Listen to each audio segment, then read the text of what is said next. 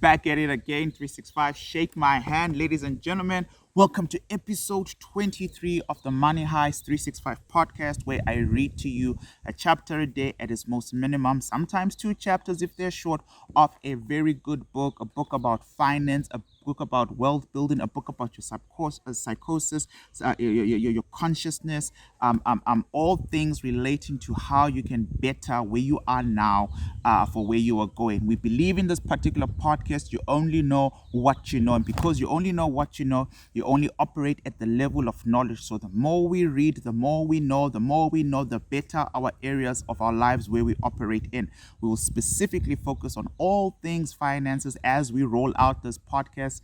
At some point in time, there will be guests and all that kind of stuff. But for now, I want us to spend the first financial quarter of 2022, January, February, March, completely grounding ourselves in amazing finance theories, finance literature, groundbreaking books. Now, we've done from book number 1 in January, on the 13th of January, when we started this podcast.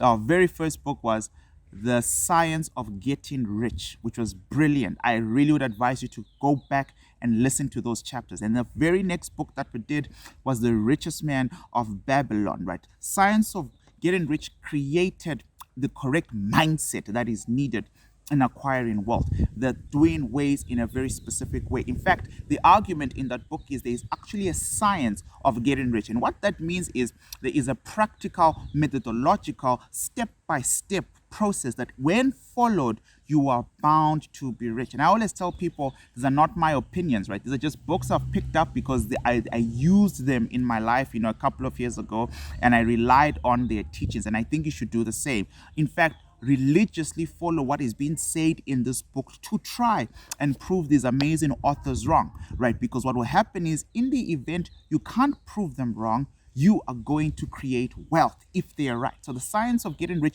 talks to us about how we can, start to think in a certain way, and practical things that come with doing things in a specific way. The Richest Man of Babylon has a plethora of practical life applications on finances, how to handle debt, why you should avoid debt, owning property, the 10% rule that rich people follow, why the 10% rule can never be broken, etc., etc. Today, episode 23 of the podcast, we start book number 3. We've been doing this for 23 days, and we're starting our third book.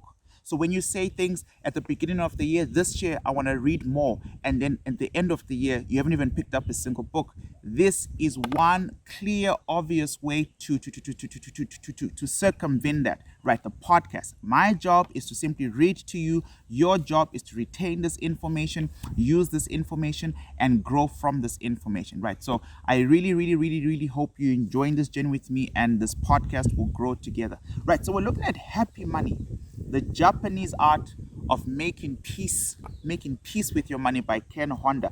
I found this book absolutely fascinating in 2020 when I first read it. I thought it was just extremely interesting. Jack Honda, of course, is one of the best-selling authors in Japan. Is really more around self-development books, so personal development, all things finance, etc. And I believe this has sold about 7 million copies across the world, and I'm very, very, very, very happy to be one of those people. In fact, it was one of the books that I ran a book sponsorship for. So I bought 100 people a copy of this book about a year ago.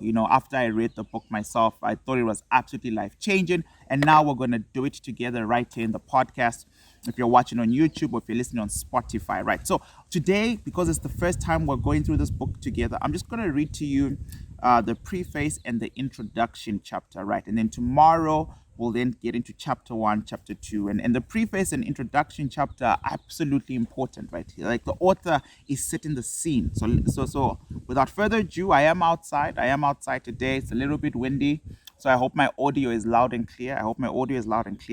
Right? But let's go. Title for the preface: Is Your Money Smiling?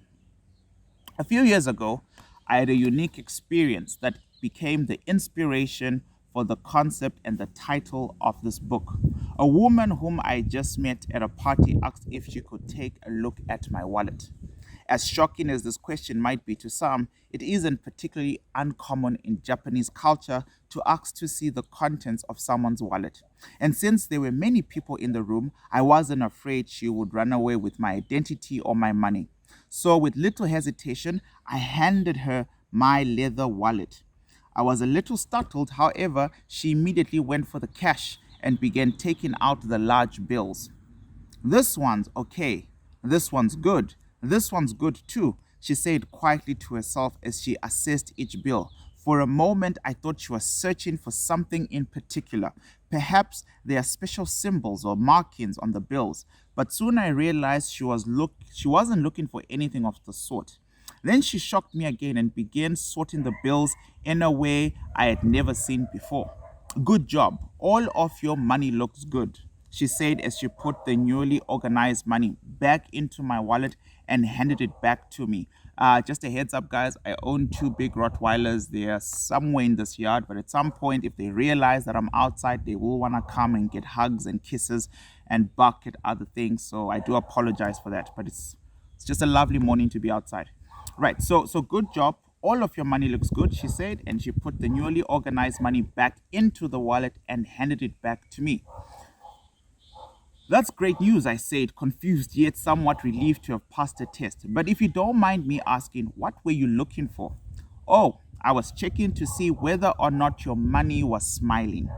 She went on to explain that money can laugh or cry depending on how it was given or received. If it is given out of guilt, anger, or sadness, the money will be crying. In contrast, if the money is given out of love, gratitude, or happiness, the money will be smiling, even laughing, because it will be imbued with the positive energy from the giver. Pause. If you're new to this kind of stuff and this framework of thinking, just rock with me. All right, let's just keep reading this book and finish it, and then you can cast judgments. Maybe some of these concepts are weird to you, money smiling. Maybe you're not into frequencies, energies, vibration, sixth sense, all that kind of stuff. If you're not into that stuff, that's okay.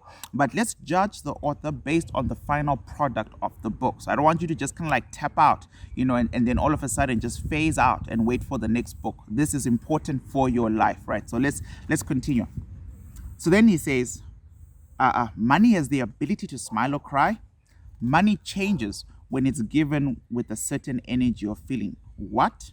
Even though I was already financially well off at the time and thought I knew much about money, I was taken aback by these insights.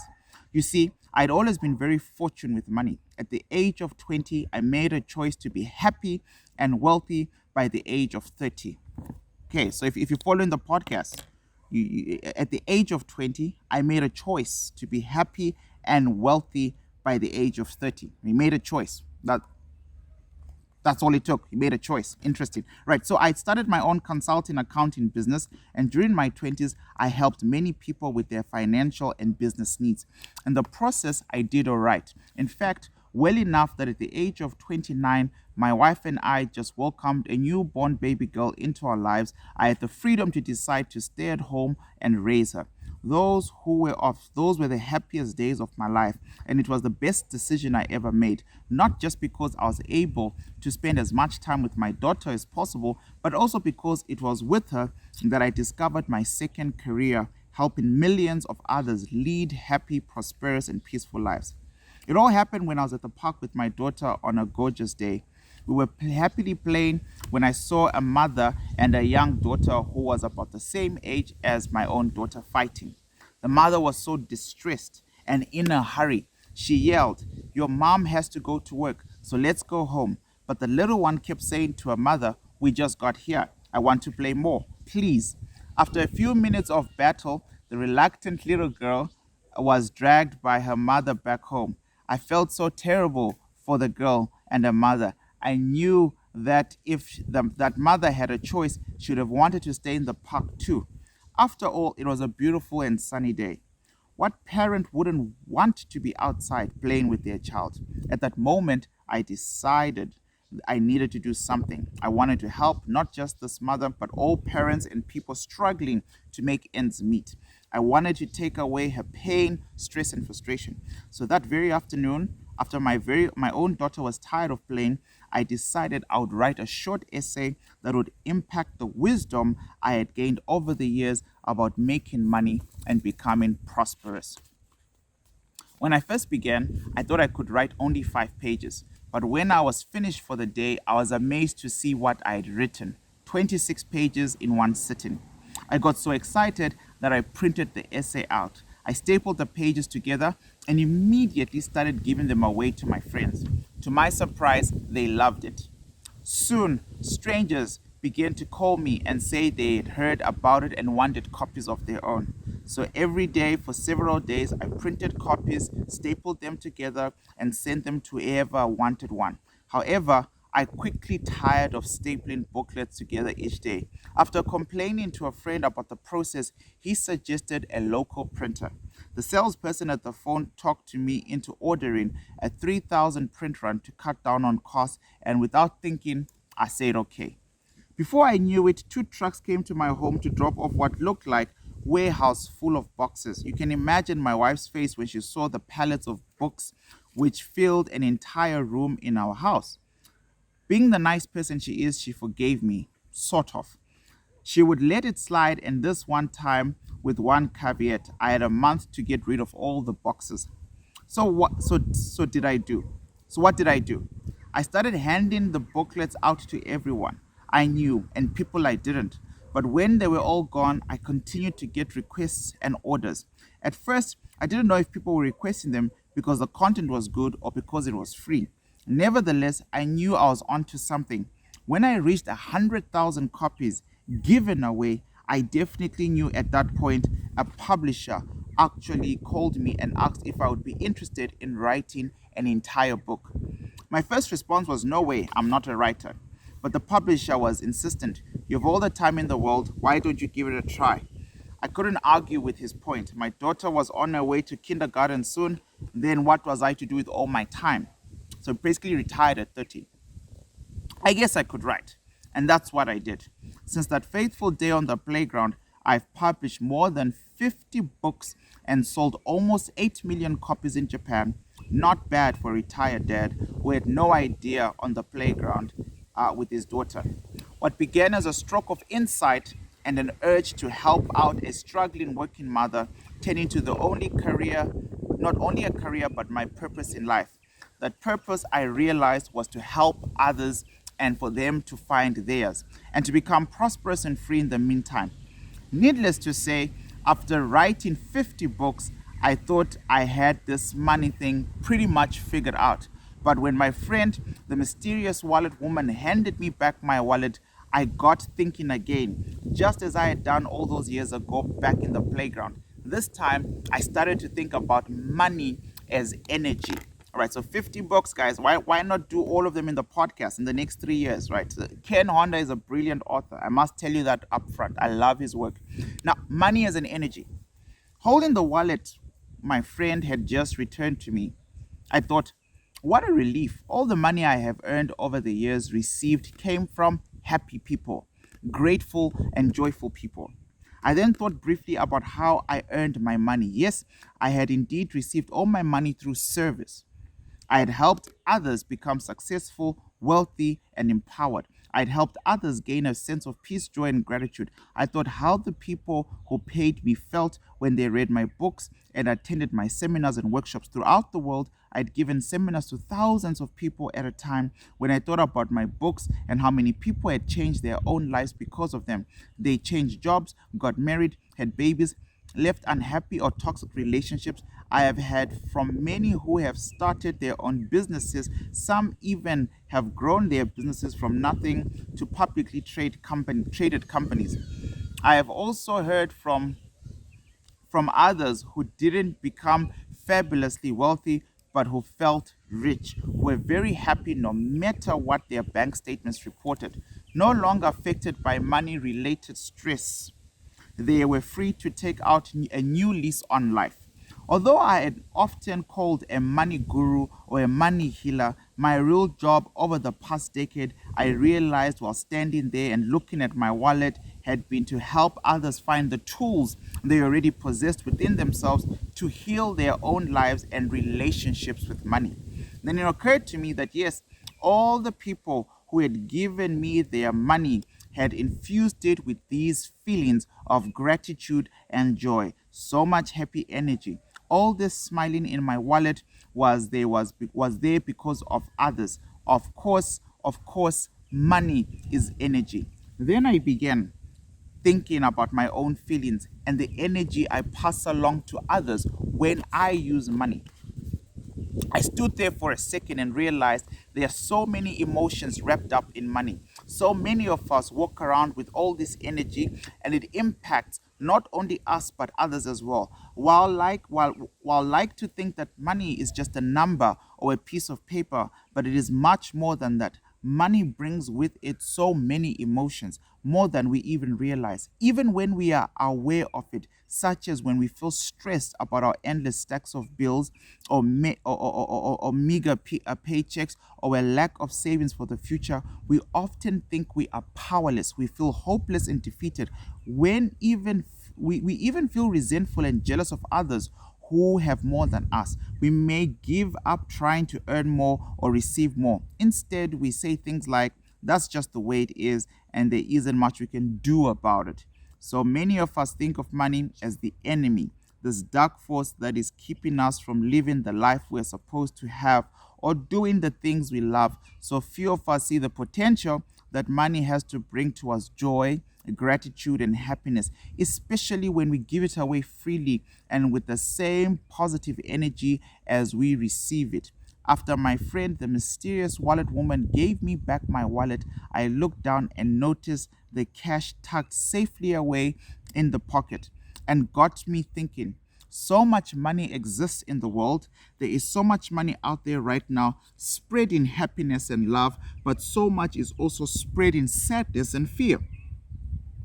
I wonder if anything I could do to help infuse the world with as much love, gratitude, joy, prosperity, and peace as possible. I wonder how I could spread around as much happy money as possible. And so an idea came to me, much as it had all those years ago in the park, with my daughter. I would write a book. I would share these insights with others, as many people as I possibly could. And this book, Happy Money, is the essence of what I have taught and learned from so many others. I will try to help you answer the questions that so many people have asked me to answer over the years. How can I deal with money? Can I have more money without incurring great sacrifice? Can I have peace while I am alive? What can I do to create a happy, fulfilling, prosperous, and purpose-filled life? All those questions will be answered in this book. As my books have changed millions of people's lives, this book will change yours too. My greatest hope is that this book will help you look at your life in a total different way and transform your relationship with money. The comment I most often get from others is, "Whoa, this is new. I have never thought of the money this way." I hope you have the same feeling. I hope it will be the start of your happy money life. I guarantee it will be an exciting one. And that is the end of the preface, guys. If you'll allow me, please, just to read you the introduction of the book, and then tomorrow we can then start off with chapter 1. But I feel like we've already picked up a lot of very powerful insights in the book, this is just basically how he writes. So, the Richest Man of Babylon was tough to read out loud because, like, that old English, difficult names.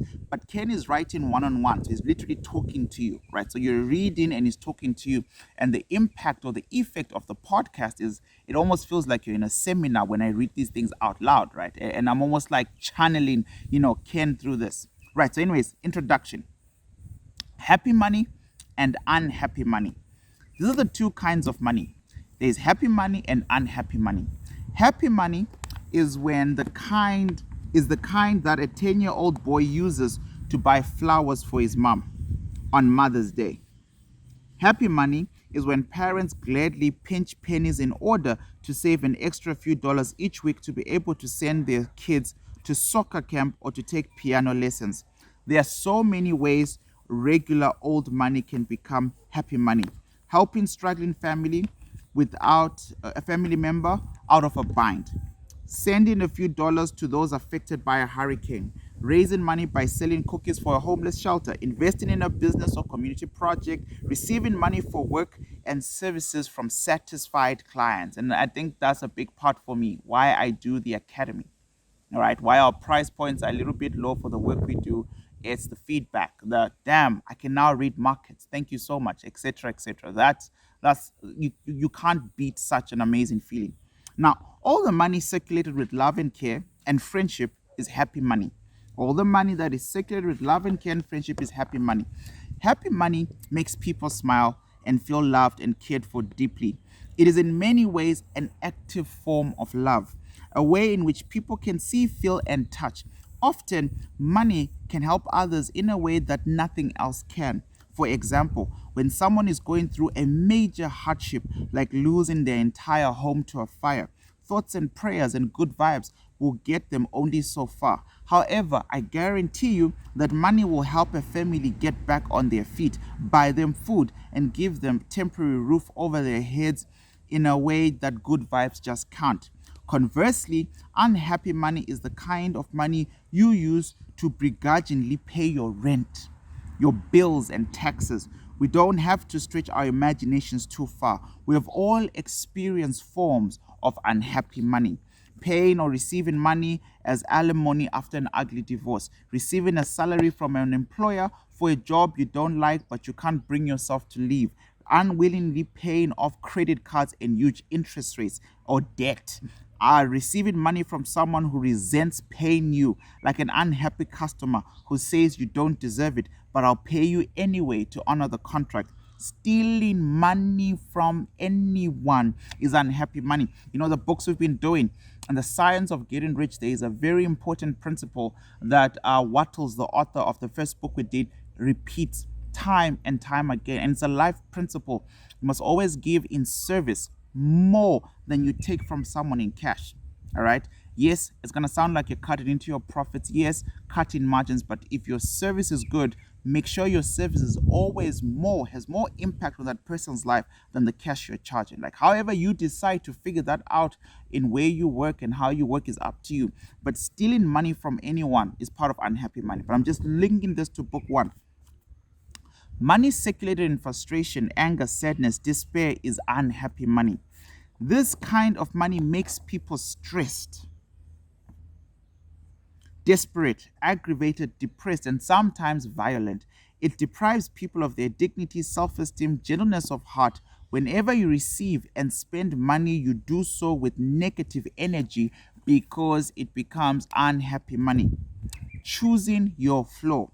If there are two kinds of money, then there are only two ways to deal with money. We're in flow of either happy money or unhappy money. Depending on which flow you choose, your life and outcomes in your life will vary. Choosing your flow is up to you, but depending on which flow you choose, your life and outcomes will vary. Let me state this plainly. It is not how much you make or have that makes you have happy or unhappy money. It is the energy with which your money is given and received that determines your flow. Whether you make a lot of money or very little money can be in either flow. Ultimately, it's your choice. If you want to be in the flow of happy money, you can. You can choose to be grateful. We spoke about that. When you receive money and you can give generously with joy and enthusiasm. However, based on my experience working with thousands of individuals in seminars and workshops who have come to see me seeking advice about money, I realize that this is easier said than done. Most people aren't mindful of their relationship to the flow of money. In fact, I would venture to say that most people, whether they realize it or not, are already in a deeply committed, unhappy relationship with their money. And where there is unhappy money, there are unhappy people. The two go hand in hand. If you will, for example, if your family and the people immediately around you at school, in the workplace, or at social groups are in the flow with unhappy money, chances that you have been on the receiving end of some seriously resentful, ungrateful chances chances are you've been on the receiving end of seriously resentful, ungrateful, and joyless money. Since most of us don't have a healthy relationship with money, we spend a lot of our precious time working about and resenting money. Some of us resent it and find it so difficult to comprehend that we don't even want to think about it ever. Even if we know on some level that we will have to deal with it at some point, we avoid it at all costs. In fact, some of us are so tired from worrying about lack of money that we have little energy or anything else in life. We become weighed down by the burden of working, making ends meet, and keeping up with our neighbors. It becomes so overwhelming, in fact, that we let the bills stack up. We don't pay bills, we don't count the money in our wallet, and we avoid looking at our bank statements. Then our problems like interest compound. So few of us realize just how much energy is required to think about money, or how much money determines even our most basic decision. And this is actually quite true.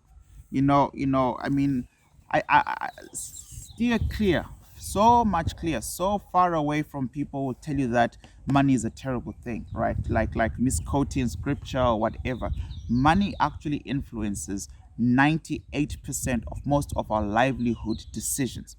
Our stress adrenaline is actually extremely linked to money. I was reading a psychiatric paper, and this guy was trying to categorize economic depression on an individual. Like, some people have specific types of depression that are fundamentally only caused by their economic livelihoods. All right, so he's saying some few of us realize just how much energy is required to think about money. That's also very important. And the science of getting rich, is very clear that whatever you do, you need to spend the most time thinking about getting rich. You actually have to commit yourself to literally a schedule of the continuous thinking of where it is you're going and not where you are. It is fundamental for your subconscious mind to start to program your now for the future. So we do affirmations like we spoke about. I showed you guys my affirmations card. Just so you guys know, I recorded myself reading out my affirmations card,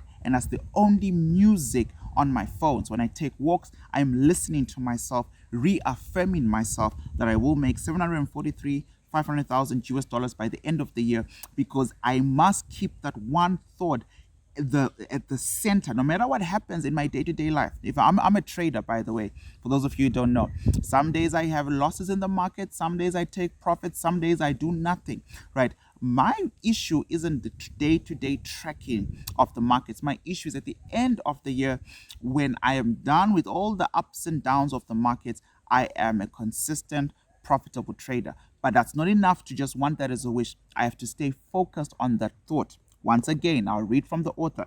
So few of us realize how much energy is required to think about money, not how to go make money. No, how much energy is required to think about it. Napoleon Hill wrote, "Think and grow rich." There is a lot of energy behind thinking about money, or how much money determines even our most basic decisions. I want you to stop and think about it for a moment. Do your friends and family vary widely in their financial resources and backgrounds? Do you run with the country club crowd, or are most of your friends working 9 to 5 gigs? Do your friends have similar homes or cars? So many of us think it's an accident or luck that we met or socialize with people we do, but chances are our socioeconomic status determines much in our lives, whether we like it or not. Another way to frame this argument is we're a byproduct of the class we're born in. So if you're born in ruling class because daddy and mommy have big money, because grandpa had big money, then your entire socioeconomic or well-being from the beginning of your socialization is based on old money, right? The money that you come from. However, if you're born in a working class family where things are tough, where the resources are few, right? If you check your genealogy, most of the time you come from a long history, a legacy of little money in your family, right? So basically it's saying your money relationship is already a structure that is predetermined, right, before you're born. That's quite crazy. There's a lot of room to manipulate it and move it as you learn more, as you sit down through these books and learn about it. But in terms of the structure, in terms of how high your ceiling is, or in many cases how low your ceiling is, that is already structured by the class you're born with, specifically the family you're born with and its class location, right? And he just uses terms like socioeconomic status, right? So yes, our life is controlled by money to some extent. Who we are, where we went to school, where we grew up, who we have been friends with, who we make connections with in the working world, and how we choose to make and spend our money determine so much in our lives. Let me assure you, it is not only the poor and the middle class who are affected by the flow of money, who can receive and give money infused with negative energy. The upper class and the wealthy folks also influenced by negative flow of money. I know plenty of wealthy clients who, though richer than Midas, are deathly afraid of losing what they have. I don't know if you guys know about Grant Cardone. And I don't even know if I'm pronouncing his surname correctly, but he wrote the book, the 10x Rules. Right? So Grant Cardone was in the Undercover Billionaires. It was a very fascinating show that I enjoyed watching. But anyways, Grant Cardone used to be a millionaire. He's now a billionaire. And he I think most of his assets or his wealth is actually in property. So he's a big real estate guy, and he's been writing and coaching about this stuff for a while now. But he said, the most dangerous thing about six-figure people, also millionaires, so to speak, is most of them are absolutely paralyzed, right? Because now they know the difference. They know the difference of having very little. And so there's that hunger that pushes them out into this bracket of being a millionaire. But once you get there, you're just wrapped in absolute fear of losing where you are. And so slowly but surely, the light dims out. Guys, there are like less than 3,000 billionaires in the world. If I remember the statistics correctly, there was an absolutely crazy rise of billionaires during the surge of COVID in 2020, but we'll talk about reasons why. And I think another group of billionaires is being created as we speak with this current 2022 January-February market crash, right? So the point is there's such a handful of billionaires in the world, and that's because a lot of millionaires get stuck in that zone because of fear, right? Fear of going back, which actually hinders progress forward. If you read Millionaire Next Door, which we might deal with later on in the podcast, I'll then cover that kind of stuff. Now, of course, if being rich is your goal, you can aim for that. But most people realize that making a lot of money isn't going to solve their problems. In fact, many people realize they don't even need to have a lot of money to create ideal lives. Rather, it is those who figure out how to change their attitude toward their relationship with money by healing their past wounds associated with money who seem to feel the wealthiest regardless of what they have. So you got to address your wounds with money, whether you know them or not. So what is money?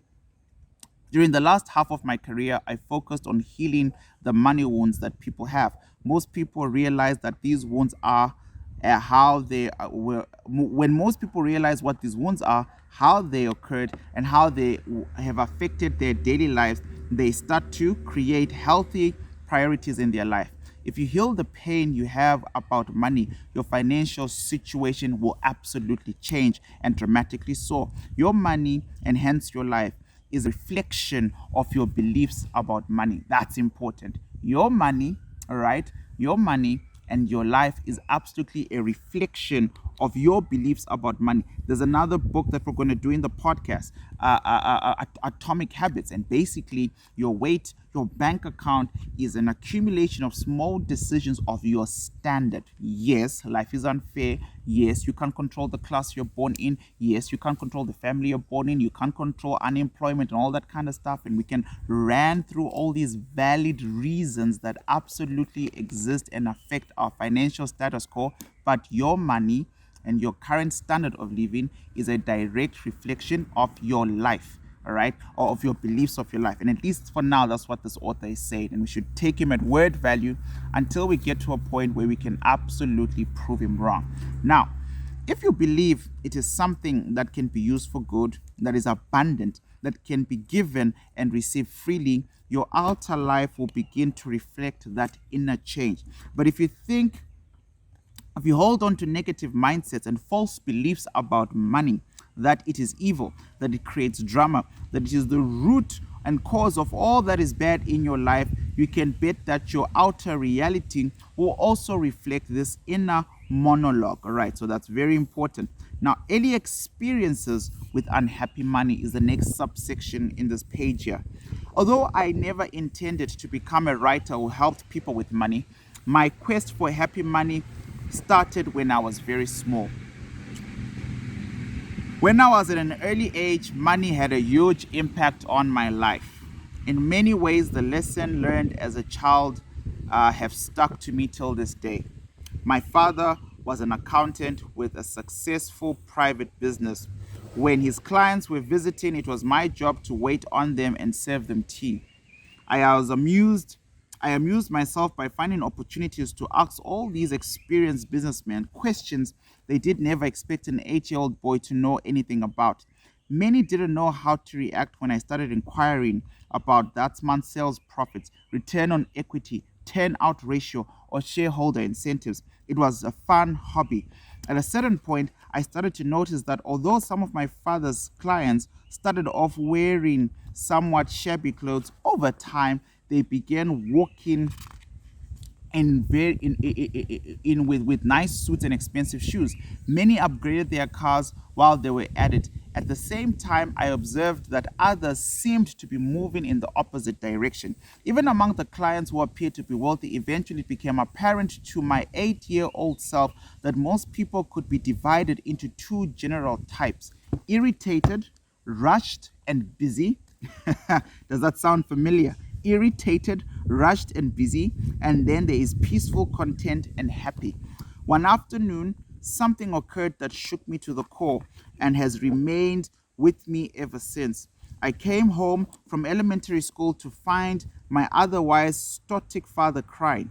This was the man who had taught me karate and kido. He had taught me to stand up to bullies and protect people who were getting hurt. I couldn't imagine anything that would make him cry, but there he was in a stark contrast to his usual self, seemingly falling apart before my eyes. My mother took me aside and told me that my father felt responsible for a tragedy that had occurred. One of my father's clients had murdered his entire family and then killed himself. My father had denied the man a loan when he came desperately begging for money a few days earlier. He felt he was to blame. Later, I found out that although my father initially had said no, he had fully intended to lend his client the money at a later date. He wanted to help his client's family recover from the severe financial situation, but wanted to prevent that money from falling directly into the pockets of loan sharks who would profit from their suffering. With a heavy heart, my father arranged the funeral. The consequences of his actions were never far from his mind, and he fell into this dark depression and began abusing alcohol. He never fully recovered. His smile disappeared, and so did our families. It was devastating. Until then, I had never regarded money with anything other than positive feelings. Children do not inherently associate money with fear. For the first time, I realized that money could bring you much more than success and happiness. One mistake and you could lose your entire family. This memory formed a distinct impression on me by the dark consequences of money that was the day I made up my mind to be financially secure when I grow up and got married, so my own family would never suffer a similar fate. I might have been too young to be totally conscious of it, but this event impacted my entire view of money. Even if my family was financially comfortable, what good was if people around us were having financial difficulties? After all, we are always affected and influenced by those closest to us. I decided to pursue the conquest of the meaning of money. What was its purpose? A few years later, I observed a phenomenon of sorts. Japan was going through what was later called a bubble economy. Traders, this is important. This is why JPY is a safe haven, by the way. Again, I witnessed firsthand the relationship people had with money. What happened when they had a lot of it and then quite suddenly none of it. Okay. Now, after getting into college, I looked for great teachers who could teach me about the business and money. Again, I recognized a dichotomy. There were two kinds of wealthy people. There was a big dichotomy here. Wealthy people, the happy ones and the unhappy ones. The happy ones seemed to have a great relationship with their families, and all of them worked in the fields that they loved. They also received great respect from employees, and clients alike would give the shirts and their clients would give the shirts off their backs to people in need. Conversely, I observed unhappy wealthy people were thinking about how much more they could make and how to increase their net worth. All right. All they could think about was creating new business and taking advantage of other people legally.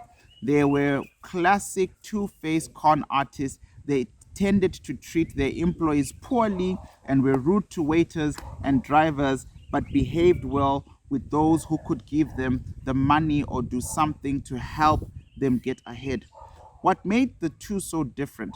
I knew that there had to be a reason behind their behavior. There also had to be some kind of formula, something that added up. Why did some people who had money become happy and generous while others did not?